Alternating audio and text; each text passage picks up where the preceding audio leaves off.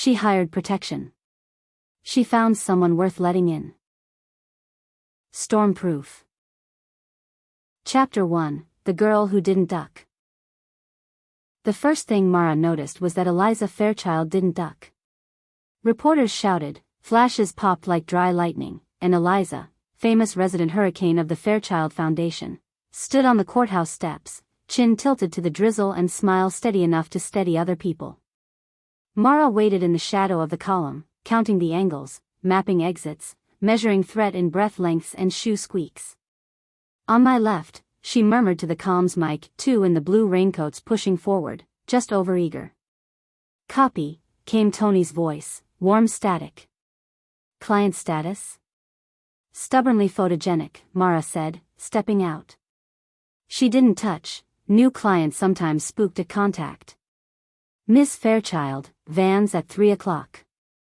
Eliza's eyes flicked to Mara, quick inventory, not flirtation. You must be the new protection. Her voice carried radio host calm. You look like you know where all the doors are. I do, Mara said. Let's use the one that doesn't trend. They descended into the parking bay's smell of wet concrete and old coffee. Eliza walked with the careless balance of someone who'd never needed to watch for potholes. Mara admired and hated the trait equally. She opened the van. Eliza paused at the threshold. You're Mara Kincaid? You used to do diplomatic details. Used to, Mara said. The door slid shut behind them with the kind of sound that suggests safety. Now I do tours. Of flood shelters, Eliza said. And grant check-ins. And a ribbon cutting for a clinic that will run out of bandages in 6 months if we don't get the supply chain right. Mara blinked. People talked to bodyguards like furniture or confessionals. Eliza talked like a project brief. Copy that. As they merged into traffic, rain needled the windshield. Eliza watched the city flicker by in smeared neon and scaffolding. You know why I didn't duck? She asked. Mara didn't glance over. Enlighten me. If I duck, they think I have something to hide, Eliza said. If I stand up straight, sometimes they ask about the storm drains instead of my shoes. Mara filed it next to exit maps. Client will choose the harder path if it helps someone else. Useful. Dangerous. Standing tall makes you a taller target, she said. Eliza's smile went slantwise. That's why you're here, isn't it? Chapter 2, Policy, Meet Practice. The Foundation's coastal tour was an obstacle course, for towns in 5 days, each with a failing seawall, a noisy council, and a shuttered diner that still made the best pie. Mara printed the itinerary and then ignored it. Itineraries were for the weather to laugh at. Ground rules, she said in the hotel war room, a sad conference room with an optimistic ficus. No unvetted walkabouts. No solo bathroom trips in overflow crowds. No hugging strangers whose hands I can't see. Eliza, perched on the table's edge like gravity was optional, chewed on a pen cap. I hug a lot of strangers. You also make a lot of enemies, Mara countered, sliding a tablet across. Headlines, Fairchild cancels contract after safety violations, local donor blasts outsider money. You're moving resources in broken systems. Some folks bite. Eliza scanned, mouth tightening. We'll add more town hall security. We'll add a schedule buffer so I can sweep rooms, Mara said. Also, your driver no longer takes side streets without a call. Tony poked her head in. Press bus needs power strips and absolution. I only carry power strips, Mara said. The absolution's above my pay grade. Eliza snorted. It wasn't ladylike, it was human. Miss Kincaid, Mara, how long have you been doing this? Long enough to know the safest place is rarely the closest door, Mara said. And people tell you their real intentions at the coffee urn. Eliza's gaze softened, curiosity unholstering. What made you leave government details? A day that needed fewer flags and more blankets, Mara said. She didn't elaborate. Eliza didn't push. Mara was absurdly grateful. They rolled to town 1 at golden hour, the seawall scabbed with temporary fixes and stubborn graffiti. This town floats together. Eliza spoke to a circle of volunteers, no script, sleeves pushed to her elbows. Mara counted heads, registered a man with a hollow stare, saw him relax when Eliza remembered his name. Policy was charts. Practice was the way someone's shoulders dropped when they realized they weren't going to be left to drown. Mara knew which ones stopped knives. Chapter 3, Coffee in a Paper Cup, Trust in Teaspoons. Morning fog padded the town in quiet. Mara insisted on a dawn lap of the seawall, routes, sightlines, where the pavement broke your ankle if it hated you. Eliza insisted on coming. I work better when I can smell the problem, she said, breath ghosting in the cold. Smell anything? Mara asked. Salt. Rot. A budget, Eliza said. And the diner's cinnamon rolls. They detoured to Myrtle's, a place where sugar lived openly and the coffee had opinions. Myrtle, stern in a cardigan, assessed Eliza the way seas judge boats. You the girl on the news who tells men with boats what to do. I'm the woman who asks them what they need, Eliza said. No apology. No pose. Myrtle grunted. Same thing if you do it right. She poured coffee for both of them and thunked down a plate of rolls. Eat. Hungry folk make dumb choices. Mara watched Eliza listen, really listen, to Myrtle talk sandbags and union shifts and the bingo fundraiser that accidentally bought 12 inflatable flamingos. Eliza didn't promise ponies. She promised a procurement liaison and gave Myrtle a direct number that wasn't performative. When they left, Myrtle called after them, tell that town council if they need a backbone, I rent mine cheap. In the van, Eliza licked sugar from her thumb and looked mildly shocked to find she had one. You ever feel like you're just moving water with a teacup? Teacups keep babies alive, Mara said. And old men who won't leave their porches. Eliza was quiet a beat. You always say the useful thing? No, Mara said, eyes on the road. I say the safe thing. Useful's a bonus. The comms crackled. Heads up, Tony said. We've got a hot mic rumor. Someone mad about the contract cancellations wants to make a point at tonight's forum. Copy, Mara said. We add bag checks and triple the buffer. And Eliza? Yes, Captain. Tonight you duck. Chapter 4, the night somebody pounded on the door. The town hall smelled like wet wool and hope. Folding chairs crowded the basketball court, a scoreboard angled like a bored god. Mara ran the sweep twice and then once more because the bleat of bad ideas had a sound she trusted more than the metal detector's beep. The forum hummed along, a fisherman worried about the shoals, a nurse about power outages, a kid about losing the skate park to a flood barrier. Eliza answered with triage and timelines. Mara tracked a man near the exit whose jaw worked like he was chewing on a fuse. When Eliza mentioned pausing a certain contractor for safety violations, the fuse lit. He stood. Easy for a Fairchild to shut down our jobs. Scattered applause. You rich girls visit, talk big, leave us with pamphlets. His voice cracked, anger's costume couldn't hide grief. Eliza stepped forward. Mara's palm lifted a centimeter. Wait. Eliza waited. Good. I hear you, she said, steady. We're not taking your work. We're requiring helmets and anchors that hold. We'll fund compliance trainings and pay for the hours it takes to get certified. He shook his head, hands fisted. You don't live here. You got a bodyguard. Mara didn't flinch. She'd been called worse by better. Eliza didn't flinch either. I have a bodyguard because sometimes change makes people do unsafe things. That includes me if I move too fast. The man's eyes slid to Mara, narrowed. For a heartbeat, the air sharpened. Mara saw the swing before it began, his weight shift, elbow flare. She moved, not dramatic, just efficient, stepped between, hands open, posture a wall made of patience. Not tonight, she said. Walk with me outside. He hesitated, shame fighting momentum. Then he sagged. Outside, under the light that made moths into lunatics, he cried the way men cry when nobody told them that's allowed. My brother died on a scaffold, he gasped. We can't afford to stop. You can't afford not to, Mara said, voice gentler than she let herself be. Let us pay you to do it right. After, in the van, Eliza stared at her hands. You do that a lot. Catch falling people? Only when they're worth it, Mara said. The words escaped before she could label them. Eliza's head turned. The look wasn't flirtation, it was a door unlocking.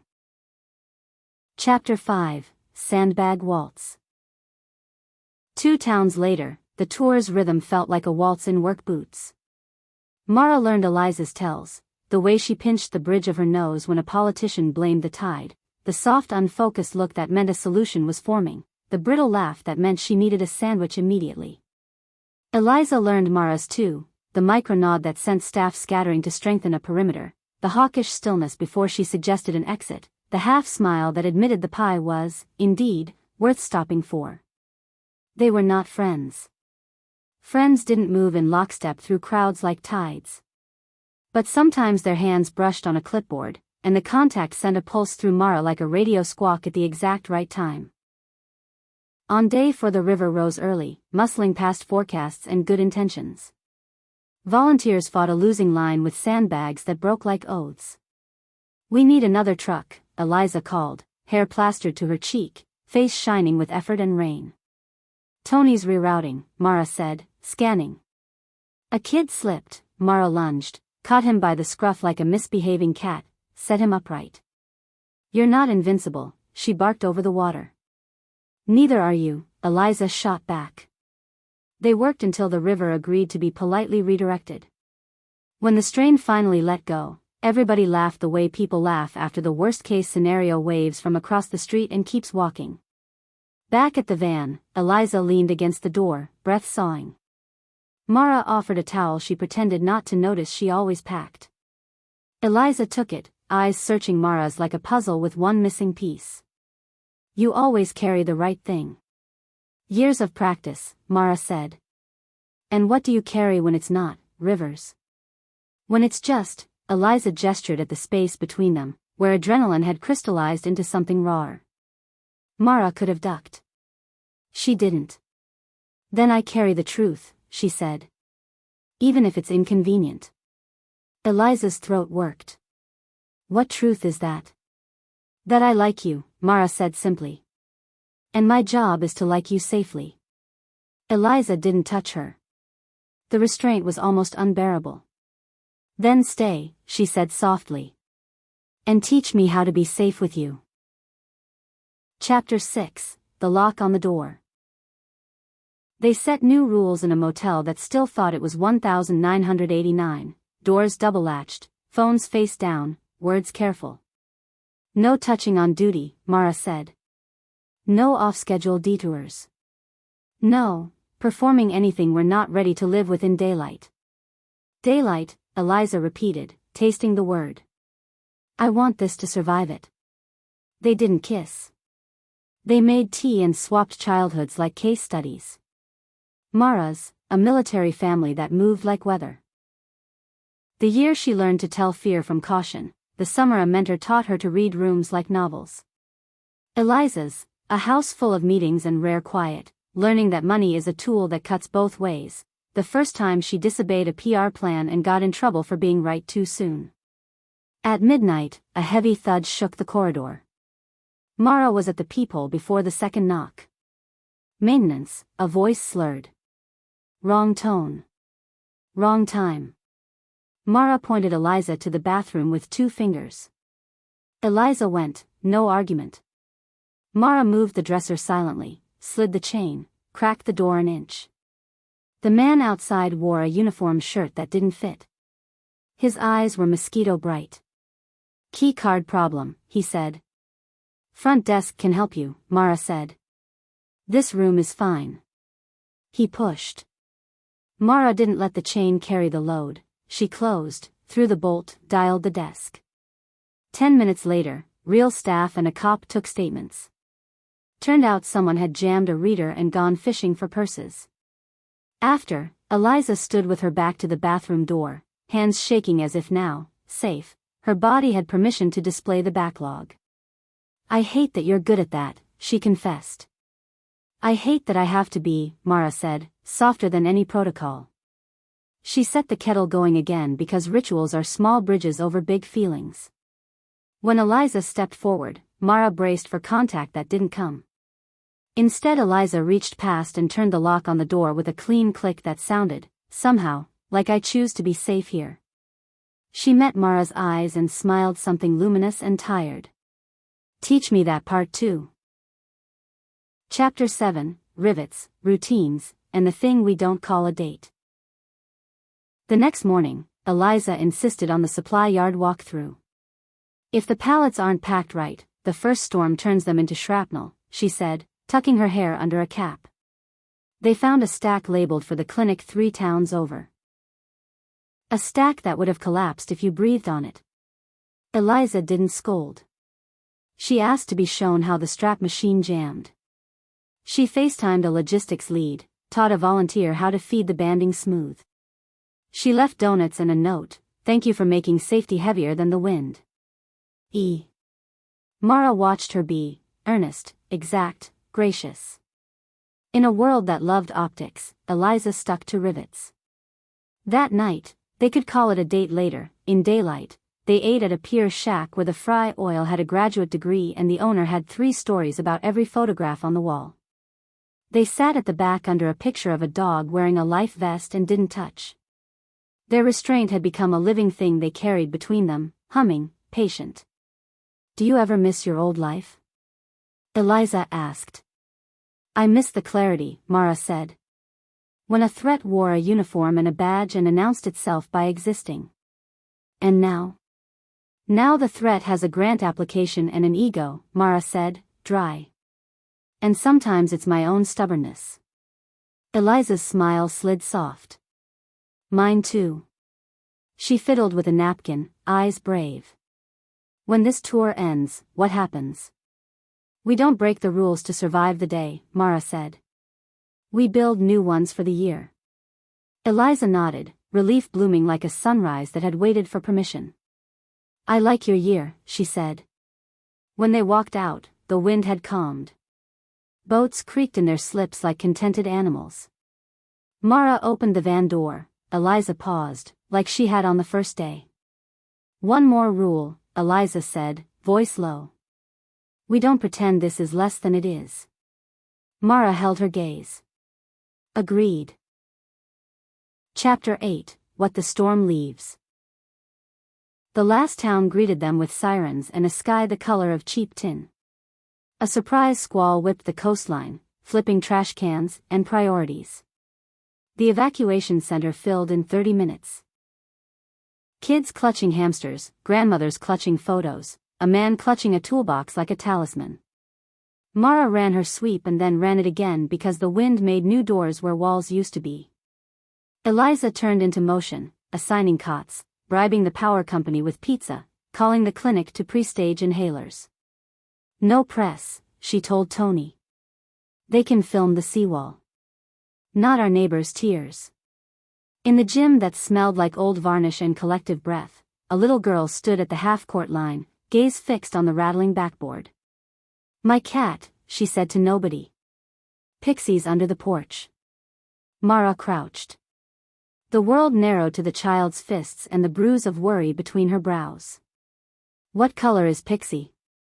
Brown like toast, the girl said, eyes bright with loyalty. With one white foot. Eliza knelt too. We can't go out now, she said. But if you draw me a map, as soon as the wind lets us, we'll send someone careful. The girl's chin wobbled, then steadied. She drew. Mara memorized. Hours later, when the storm dropped its shoulders, Mara jogged to a street slick with leaves and indignation.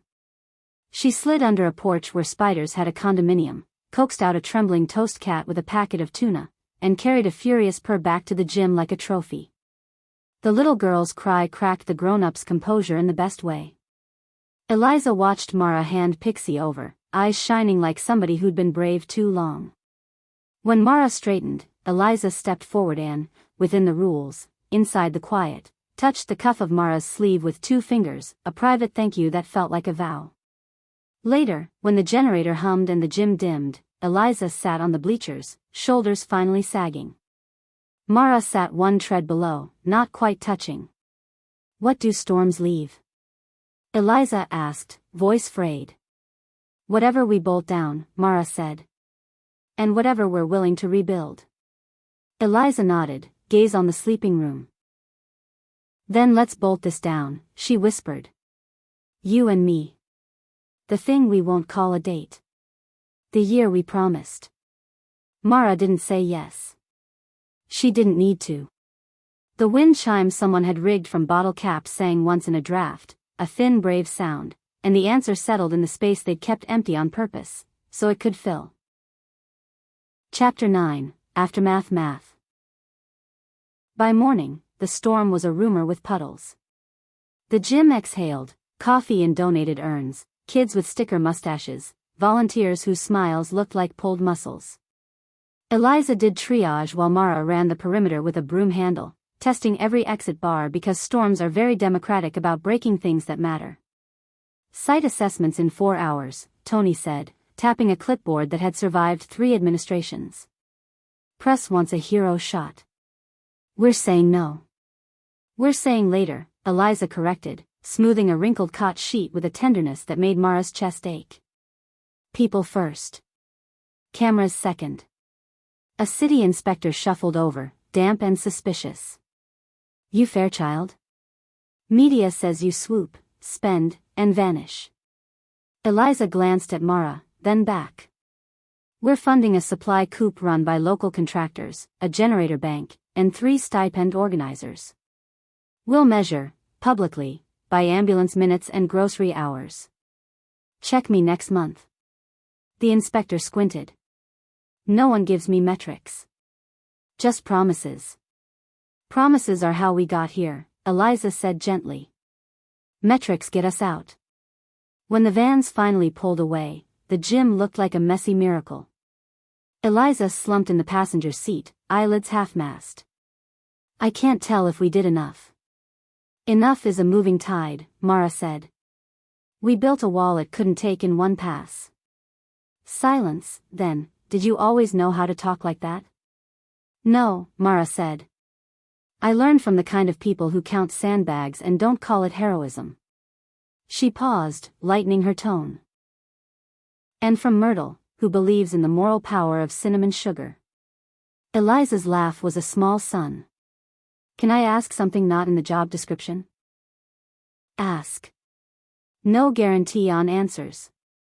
When the storm hit, did you think about losing me?" Mara's knuckles tightened on the wheel. "There, finally, the question with fangs." "I thought about keeping you," she said. "Which is how I think about everyone in my care." A beat. "And also not everyone." Eliza turned, gaze soft and fierce. "Good.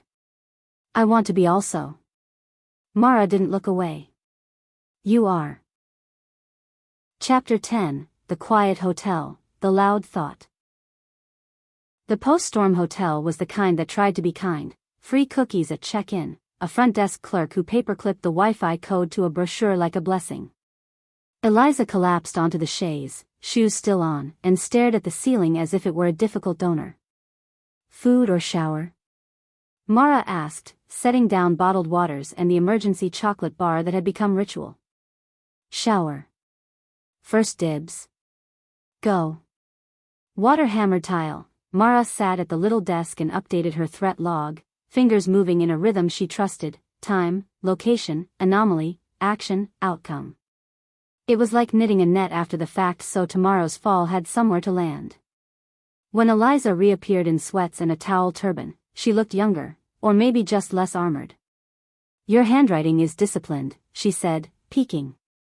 "Keeps me honest." "What keeps you, you?" Mara considered. The obvious answers, training, checklists, muscle memory, were true but thin. Morning runs. Calling my sister on Sundays. Memorizing the names of people who stock supply closets. She smiled, barely. Picking one laugh to carry out of every hard room. Eliza tugged at a loose thread on her sleeve. Tonight's laugh? The kid who called the generator a hummy dragon, Mara said. Yours? Myrtle charging rent for her backbone, Eliza said, then grew serious. When this is over, will you still choose rooms with me? Not if choosing them would get you hurt, Mara said. But yes, if the hurt is fear and the cure is practice. Eliza's chest lifted on a breath that sounded like a decision surviving its first night.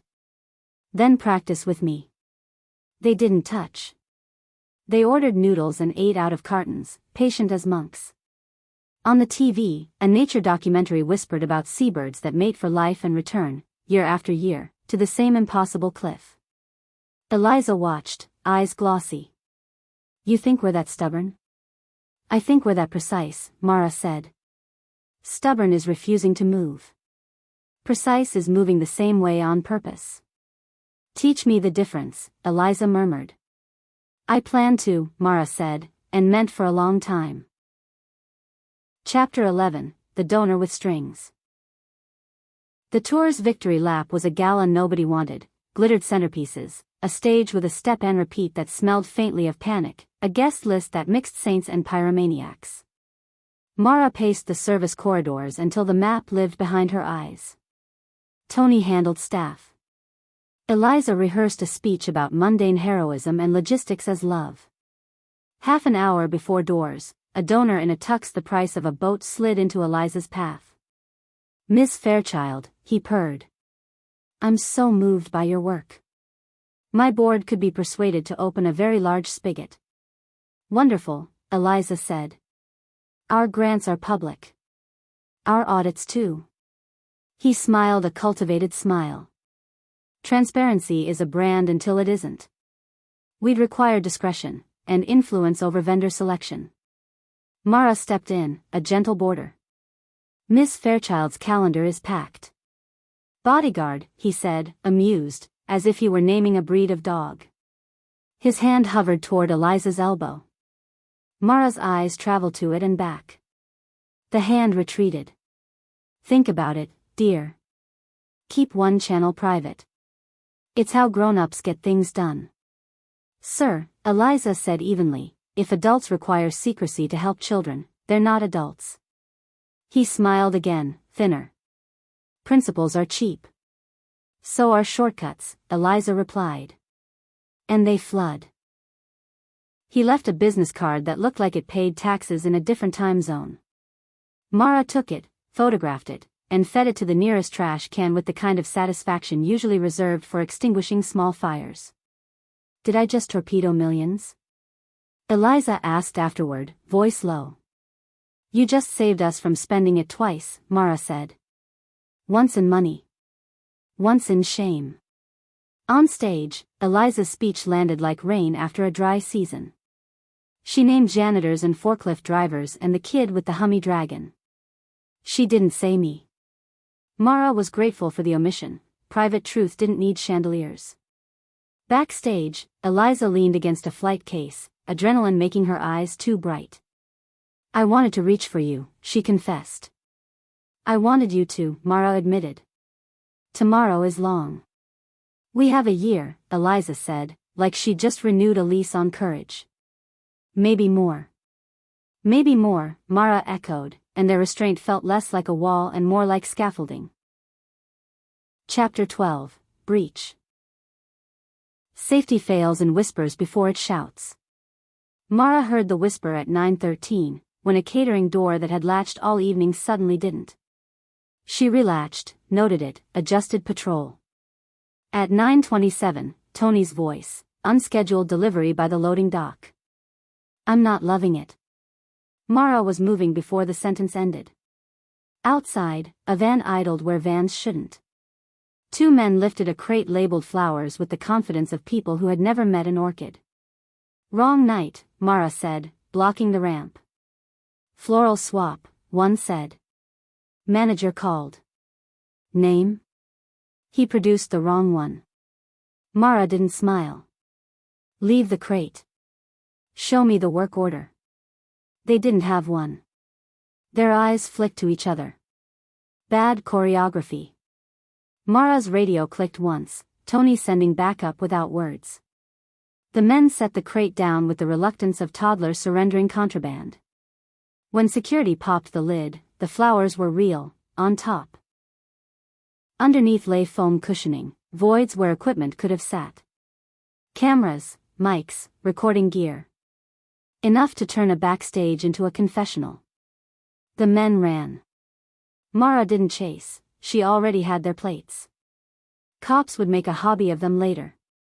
She turned to the crate and felt fury unspool, cool, practical fury. Somebody wanted leverage.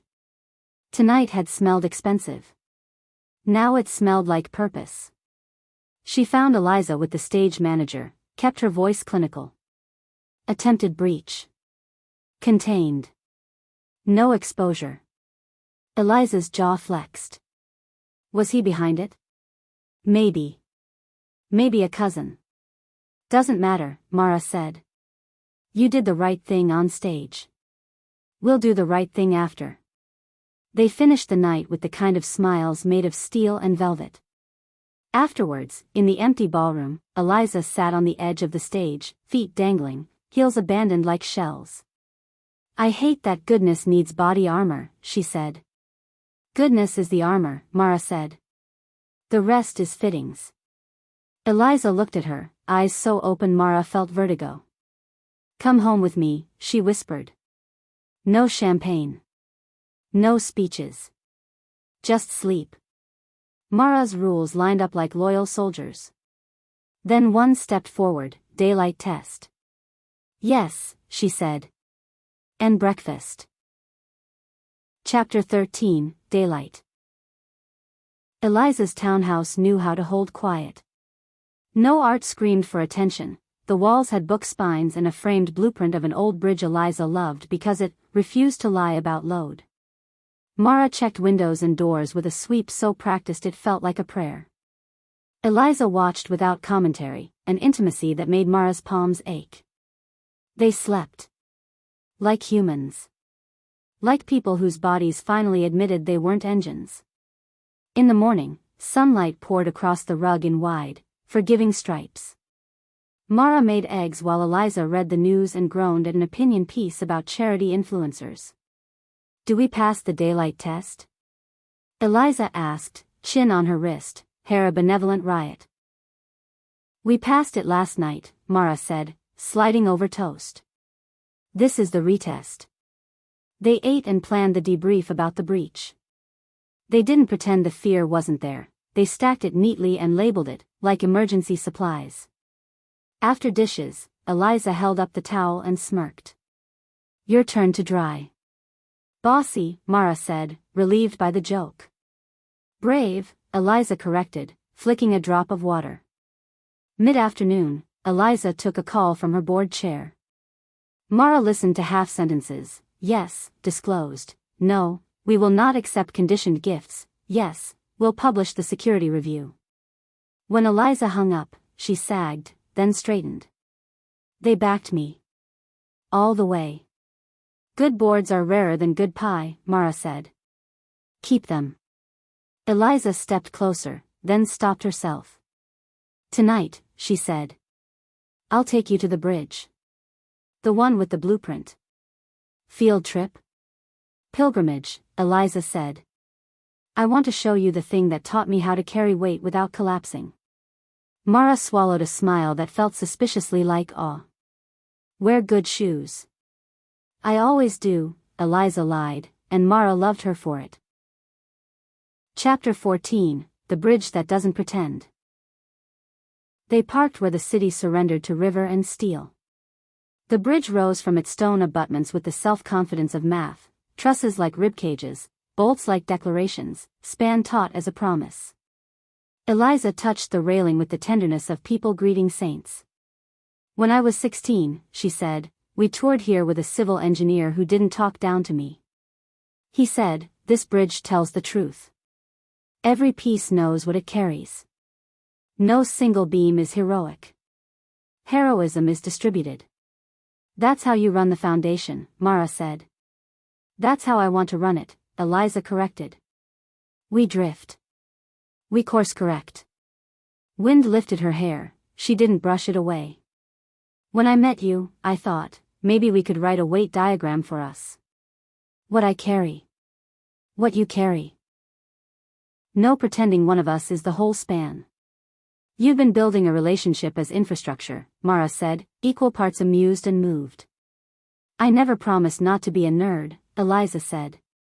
"Will you draw it with me? The diagram?"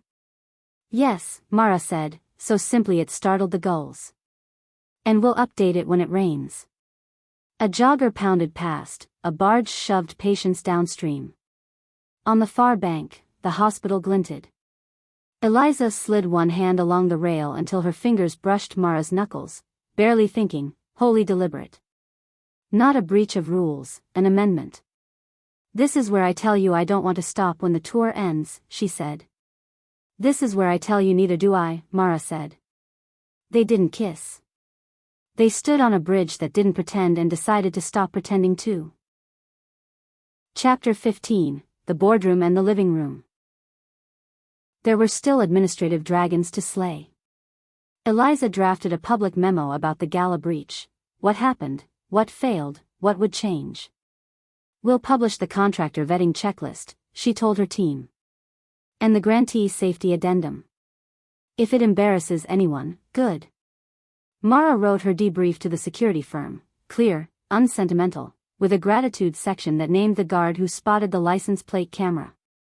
She requested extra training for staff and no more floral swaps ever, under penalty of interpretive dance. Tony added a gif. The CEO of the security firm sent cupcakes and an apology that felt like a plan. In the living room that evening, they switched contexts like shoes. Eliza folded laundry with the fierce concentration of a field surgeon. Mara rebuilt a wobbly lamp with a quarter and a prayer.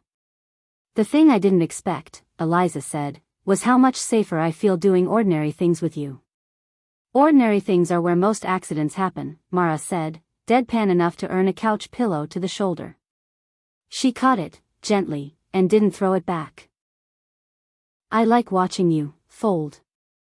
Domesticity as foreplay?" Eliza teased, then flushed. "Too bold?" "Just right," Mara said. "Also compliant with the daylight clause." They talked money, because loving someone includes the math you don't glamorize. They agreed to keep separate accounts and build a shared storm fund with a cheerful raccoon sticker on the jar. They planned one selfish trip, 3 days somewhere with no seawalls. Eliza suggested a mountain. Mara said yes to a lake. They compromised on a mountain lake and laughed because of course. Before bed, Eliza drew the first version of their load diagram on the whiteboard. 2 names, a cluster of lines, neat arrows. "Add something," she said. Mara took the marker and wrote sleep right in the middle, then circled it like a spell. Chapter 16, The Call You Prepare For. The call came at 3:12 a.m., when even the city sleeps a little. Fire at the warehouse where the coop stored generators.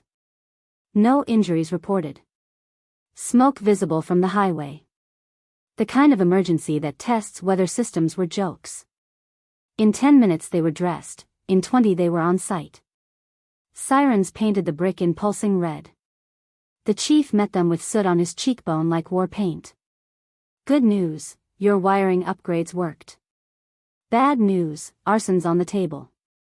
Camera footage incoming."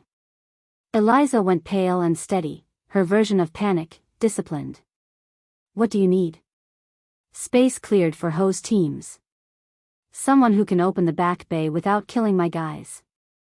Mara was already clocking the grid, hydrants clear, crowd control decent, volunteers rubbernecking. She found the bay foreman, got the roll-up lifted with a pry bar and a curse that would make Myrtle proud. Tony handled staff muster like a conductor. At dawn, the fire coughed itself out. Smoke curled away, offended. The damage was surgical, targeted racks, not the whole. Someone had wanted to hurt capacity, not bodies, a message. Eliza stood in the char and closed her eyes. Mara stood at her shoulder, not touching, exactly there. We published this too, Eliza said hoarsely. The footage. The failures. The fixes. And a fundraising link, Tony added grimly. People love rebuilding. Eliza opened her eyes, found Mara without searching. Will there always be someone trying to break what we build? Yes, Mara said. And there will always be us. Eliza nodded once, the way people do when they file fear and move. Then after we sleep, she said, we call the contractor who lost those racks first. And we pay the volunteer who keeps showing up without gas money. And we order Myrtle more cinnamon because I'm going to ask her to run for council. Mara huffed a laugh she hadn't earned. Put it on the diagram. I will, Eliza said, looking at the sun snagging on the bridge cables as if day itself were a promise. And I'll put you in ink. Chapter 17, Footage, Footnotes, and a Face. By noon the camera files arrived, a handful of angles and one tired lens that blinked like it needed coffee. Mara and Tony set up in the war room with a thermos and a spreadsheet of timestamps. Eliza paced, then sat, then stood, kinetic hope. Pause, Mara said at 2 hours 13 minutes and 44 seconds. The loading bay cam caught a figure in a hoodie moving like they knew where not to step. Not tall. Not broad. Efficient. A gloved hand unscrewed a junction box panel with the familiarity of routine. This isn't rage, Mara murmured. It's competence. Internal? Eliza's stomach dropped. A vendor? Or somebody who used to be one? Tony scrubbed forward. A car nosed into frame, older sedan, one headlight dim. A bumper sticker with a cartoon crab. Eliza frowned. Crab shack? Could be half the coast, Tony said. She froze another frame. But that dent? That's a fingerprint. Mara sent the stills to a detective who owed her 3 favors and accepted baked goods as currency. While they waited, Eliza drafted the public update. Plain words, no varnish. We were targeted. Here's what failed. Here's what held. Here's what we're changing. She hit publish and braced. The internet did what it always did, some praise, some scorn, plenty of noise. But amid it, volunteers piled in, small donors clicked, Myrtle commented by bolts in all caps like a benediction. The detective called at 4. We've got a plate match on your crab mobile, she said, dry as good wine. Belongs to Lenore Pike. Former temp at your vendor's vendor. Fired last quarter for bypassing safety sign-offs to save time. Disgruntled with motive, Mara said. And a grudge. Eliza rubbed her temple. Do we press charges? You document the truth, the detective said. We'll handle the rest. After the call, Eliza sank into a chair. It's always smaller than I think and bigger than I fear. Exactly, Mara said. So we make the small things sturdy. She slid a legal pad across. Write the process you wish Lenore hadn't learned to break. Eliza stared, then smiled like someone who just remembered the door code to her own strength. Let's design a better lock. Chapter 18, The Mountain Lake Where Silence Talks First. They kept the promise, 48 hours off-grid at a mountain lake that wore fog like a scarf. The cabin was borrowed from a friend who kept books and blankets and a jar of mismatched buttons that had survived better years. On the drive up, their talk thinned the way conversations do when proximity is enough. At the cabin, they didn't do the movie version of rest, they did the practical kind, naps, long walks, soup, letting the mind quiet until the loud thoughts drifted out like gulls and didn't come back when called. In the afternoon, they carried 2 lawn chairs to the dock. Water lapped with patient mouthfuls. Pines whispered a weather report only they understood. I used to think stillness meant failure, Eliza said. No emails, no nexts. Just, blank. Stillness is an instrument check, Mara said. You hear the rattle before the bridge. Eliza leaned back. What rattles? Me? Mara considered. The part that wants to be indispensable. You? Eliza turned her head. You think you're not? Indispensable is brittle, Mara said. I'd rather be reliable. Eliza's mouth went soft. You are. They walked the shoreline until their calves complained like hard-working citizens. At dusk, they lit the wood stove badly and then competently. Eliza found an old deck of cards and taught Mara a ridiculous game Myrtle had bullied her into learning, part poker, part storytelling. Loser made tea. They both lost on purpose. Later, in flannel and socks, they lay on the braided rug and watched sparks drift behind the stove window like city lights in miniature. What do you want? Eliza asked, voice nearly the same temperature as the room, if the job changed tomorrow. Same diagram, Mara said. Different labels. A place to be useful. A person to be honest with. A way to sleep. Eliza swallowed. I want those too. A beat. With you. Mara reached out, their hands met in the quiet, fingers lacing with the ease of a truth that had outlasted weather. The kiss, when it came, was gentle and present and undramatic in the way the best decisions often are. It didn't ask for fireworks. It asked for morning. Chapter 19, The Call After Rest. Morning discovered them on the dock with Muggs and a smug loon heckling from the far cove. Tony's text buzzed, detective picked up Lenore. She's talking. Says a donor's fixer dangled a consulting slot if she proved a point. Eliza? Mara kept her voice even. I won't guess, Eliza said, back straight. We'll let the facts arrive. They drove down the mountain with the windows cracked, that clean cold that feels like starting over reaching its hands into the car. By the time they hit the city limits, the detective had emailed a summary. The donor from the gala hadn't ordered anything directly, of course, but his fixer had whispered incentives and handed out a list of soft targets. Oblique culpability, Eliza said. The coward's hobby. We make it hard to be oblique, Mara replied. Sunlight and contracts. They sat with the legal team. They compiled timelines and screenshots, all the paper ghosts that tell the living truth. Eliza insisted on informing the vendor first, in person, not by email. The manager cried in relief and fury.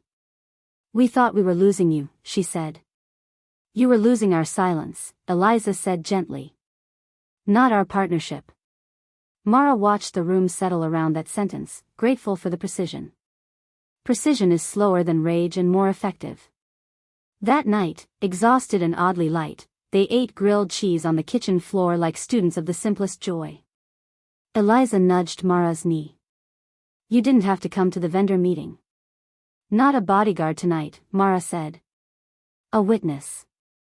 Eliza looked at her the way you look at water when you didn't realize you were thirsty. Stay, she said, half question, half prayer. I was planning on it, Mara said. The answer had been ink for weeks, now it said itself out loud. Chapter 20, The Choice in a Microphone. The foundation scheduled a press conference because sometimes the right thing looks like a podium. They booked the community center instead of a hotel ballroom. Myrtle ran the coffee urn like a general. The inspector from Town 1 stood in the back with arms crossed and eyes proud. Eliza stepped up, no armor but the truth. We were targeted, she said without drama. By someone who used to help us and by someone who should have known better. We will pursue accountability in court and in contracts. We will also invest in training that makes shortcuts less tempting. That's how we prevent the next fire. A journalist raised a hand. Is it true you're personally involved with your head of security? Mara felt the room tip, that old sick tilt when public and private collide. Eliza didn't look back, didn't duck. My security lead and I are in a disclosed relationship that complies with board policy and law, she said. We've set boundaries and redundancies so no single person is a point of failure, professionally or personally. It has made us safer, not softer. Murmurs. Another hand. Some say you can't do this job if you're distracted. Eliza smiled, not sweet. Love doesn't distract me. It clarifies my obligations to other people's safety. If that makes you uneasy, good. Consider why. After, in the hallway that smelled like floor wax and community theater, Eliza sagged into the cinder block like she'd been holding up a bridge alone. Mara braced a forearm near her head without touching. You didn't have to answer. I wanted to, Eliza said, eyes bright. Daylight claws. Mara's restraint fractured into something softer. She lifted Eliza's hand and kissed the knuckles. Public hallway, private gesture. Copy, she whispered.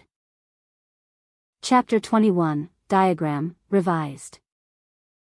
Life didn't cut to credits. It cut to spreadsheets. Contracts amended. Training videos scripted. The coupe warehouse smelled like fresh paint and second chances. Lenore, through counsel, accepted a plea and wrote a letter that was less apology than an inventory of regret. Eliza read it twice and then put it in a file labeled lessons. That evening, they revisited the whiteboard. Version 3 of the load diagram spidered across the surface, cleaner, bolder. Her family got its own node. So did sleep and stupid TV and don't let the bridge lose truth. In the margin, Eliza wrote, Myrtle, council run? And drew a cinnamon roll as a checkbox. What about risk if we fight publicly? Eliza asked, marker hovering. We distribute it, Mara said, adding trusted messengers, the inspector, the clinic nurse, the kid with the hummy dragon, names that turned risk into a net. Eliza capped the marker and leaned back on the sofa, satisfied the way engineers must feel when a load path resolves. I want to do something for you, she said. Not just the work. You. Mara blinked, unarmored. I like Tuesday dinners. Bigger, Eliza said, eyes mischievous. Smaller, Mara countered, smiling. A drawer. At my place. Eliza beamed with a delight that felt both silly and foundational. A drawer? A drawer, Mara said firmly. For the socks and the tea and the extra phone charger you pretend not to steal. Eliza laughed against Mara's shoulder, and when they kissed, it wasn't on a bridge or in a storm or after a crisis. It was because dishes were done and the lamp worked and Tuesday had been kind. There are many kinds of safety. This one tasted like mint and relief. Chapter 22, The Bridge Dinner. To celebrate not burning out, they packed a picnic and returned to the bridge at sunset with a thermos, sandwiches, and 2 folding stools that made Mara grumble until Eliza produced seat cushions with tiny carabiners. Infrastructure, Eliza said. They ate and did the small talk couples earn, which neighbor's dog snored, whether tomatoes belonged on grilled cheese, they did, sometimes, who was winning the quiet contest between their plants. Below, the river kept its own counsel. A bicyclist clanged a bell and called, Fairchild. It was the inspector, helmet light blinking. Town's running smoother. Your coupe's changing how folks brag. She eyed Mara. And your security? Holds a line without making it a wall. We learned from you, Eliza said. And Myrtle. Votes next month, the inspector said. Tell your cinnamon roll to show up. She pedaled on. When darkness took the cables into blue, Eliza pulled out a folded paper. What's this? Mara asked. A frivolous use of a graph, Eliza said. On the paper, a pie chart labeled our time, work, sleep, errands, nothing, lake. Nothing had the largest slice. Ambitious, Mara said. Elusive, Eliza agreed. But I want it. Her smile gentled. I want a life where the quiet parts are the point, not the prize. Mara looked at the span, at the river, at the woman who had turned policy into practice and practice into a place to put your feet. "We're building one," she said. "One bolt at a time." They walked back across the bridge with the stools clacking like punctuation. No grand declarations. Just a route they'd walk again. Chapter 23, The Door We Built. Myrtle won her council's seat with a margin nobody had predicted except Myrtle. The donor's fixer pleaded out. The donor resigned from 2 glossy boards and discovered how heavy silence can be. The coup ran a training day that felt like a block party with torque wrenches. On a Tuesday, Eliza's board voted to extend the safety initiative statewide. On a Wednesday, Mara signed a contract to consult for 2 other orgs, independent but aligned, because one lesson of bridges is redundancy. On a Friday, they bought a second kettle so no one would ever wait for tea in a house that had sworn off waiting. That night, Eliza stood in the doorway of the spare room, Mara's room, now, in practice and drawer space. She traced the doorframe with her fingers, then turned. "We're not a disaster story," she said, as if reassuring a shy child. "We're the plan." Mara came to stand beside her and laid her palm on the wood. "We're the door," she said. "We're what it swings on." Eliza's laugh caught on something bright and human. "Kiss me like it's Tuesday," she said. "Not like a finale." So Mara did, plain and present, an everyday act made holy by repetition. When they broke, Eliza's forehead rested against Mara's, the little lean that had become their seal. "I love you," Eliza said, already the 1,000th time, already the first. "I love you," Mara returned, like a password and a promise. Daylight, then bed. Then breakfast. Then inventory. Then brunch with Myrtle, who will lecture us on salt. "And the inspector will be there," Eliza said. "And we'll argue about tomatoes." "And the bridge will hold," Mara said. "And so will we," Eliza finished. Epilogue, Daylight. 6 months later, the seawall murals had new layers, and the gym had a plaque no one posed with because it wasn't that kind of story. The coupe warehouse smelled like rubber and accomplishment. The kid with the Hummy Dragon got a science fair prize for a prototype battery cart. Myrtle learned to say, agenda, with an affectionate snarl. The inspector ran unopposed and pretended to be annoyed about it. On a bright morning, Eliza and Mara walked the bridge with coffee and quiet, their hands joined in the way that no longer felt like defiance or victory but like gate. The river did its ancient job.